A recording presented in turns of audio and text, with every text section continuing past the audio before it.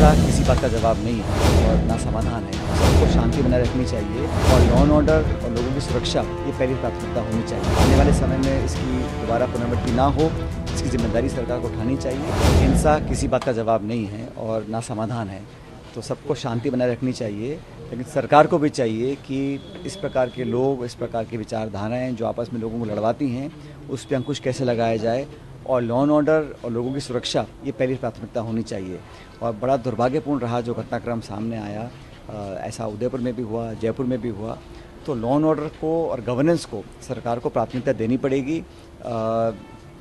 आने वाले समय में इसकी दोबारा पुनरावृत्ति ना हो, इसकी जिम्मेदारी सरकार को उठानी चाहिए। और जो पीड़ित परिवार है, जिन्होंने इतना कुछ दुख सहा है, उन लोगों को उचित और तुरंत प्रभाव से मुआवजा देना चाहिए, सुरक्षा मुहैया की जानी चाहिए और लोगों के अंदर विश्वास पैदा होना चाहिए कि सरकार गवर्नेंस और लॉ एंड ऑर्डर को लेके सीरियस है। हिंसा किसी बात का जवाब नहीं है और ना समाधान है, तो सबको शांति बनाए रखनी चाहिए।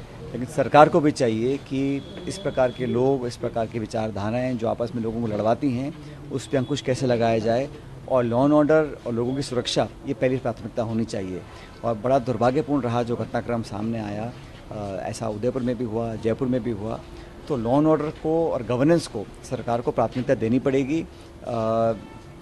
आने वाले समय में इसकी दोबारा पुनरावृत्ति ना हो, इसकी जिम्मेदारी सरकार को उठानी चाहिए। और जो पीड़ित परिवार है, जिन्होंने इतना कुछ दुख सहा है, उन लोगों को उचित और तुरंत प्रभाव से मुआवजा देना चाहिए, सुरक्षा मुहैया की जानी चाहिए और लोगों के अंदर विश्वास पैदा होना चाहिए कि सरकार गवर्नेंस और लॉ एंड ऑर्डर को लेके सीरियस है।